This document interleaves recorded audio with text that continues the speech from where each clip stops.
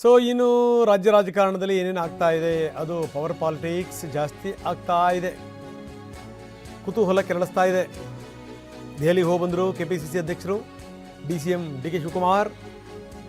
ಅಲ್ಲಿ ಅವರ ಆಟ, ಇಲ್ಲಿ ಇವರ ಆಟ, ಅಲ್ಲಿ ಅವರ ಮಂತ್ರ, ಇಲ್ಲಿ ಇವರ ತಂತ್ರ.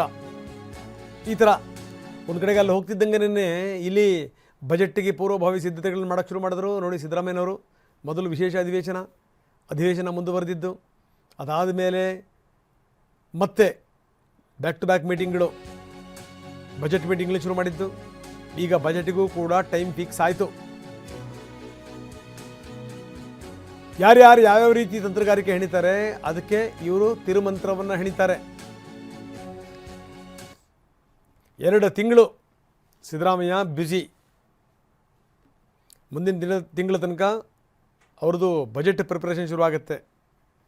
ಬರೋಬ್ಬರಿ 2 ತಿಂಗಳು ಬ್ಯುಸಿಯಾಗಿರ್ತಾರೆ ಮುಖ್ಯಮಂತ್ರಿಗಳು.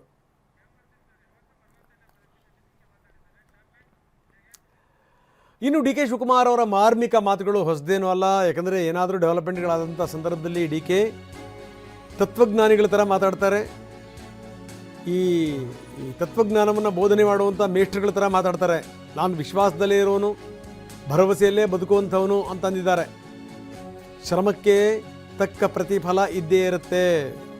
ಎಲ್ಲಿ ಶ್ರಮ ಇರುತ್ತೋ ಅಲ್ಲಿ ಫಲ ಇರುತ್ತೆ, ಎಲ್ಲಿ ಭಕ್ತಿ ಇರುತ್ತೋ ಅಲ್ಲಿ ಭಗವಂತ ಇರ್ತಾನೆ ಅಂತಾರೆ DK. ನಾನು ಯಾವತ್ತೂ I live on hope, I live on confidence. ಶ್ರಮಕ್ಕೆ ಫಲ ಯಾವತ್ತೂ ಎಲ್ಲರಿಗೂ ಇದ್ದೇ ಇರ್ತದೆ, ನಿಮಗೂ ಇರ್ತದೆ, ನನಗೂ ಇರ್ತದೆ, ಎಲ್ಲರಿಗೂ ಇರ್ತದೆ. ಸೊ ಎಲ್ಲಿ ಶ್ರಮ ಇದೆಯೋ ಅಲ್ಲಿ ಫಲ ಇದೆ, ಎಲ್ಲಿ ಭಕ್ತಿ ಇದೆಯೋ ಅಲ್ಲಿ ಭಗವಂತ ಇದೆ. ಫಲ ಶೀಘ್ರದಲ್ಲೇ ಅಂತ ಮಾತಾಡೋಣ. ನಾನು ಯಾವತ್ತೂ I live on hope, I live on confidence.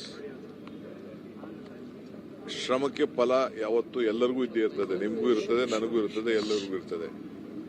So ಎಲ್ಲಿ ಶ್ರಮ ಇದೆಯೋ ಅಲ್ಲಿ ಫಲ ಇದೆ, ಎಲ್ಲಿ ಭಕ್ತಿ ಇದೆಯೋ ಅಲ್ಲಿ ಭಗವಂತ ಇದೆ. ಫಲ ಶೀಘ್ರದಲ್ಲೇ ಅಂತ ಮಾತಾಡೋಣ.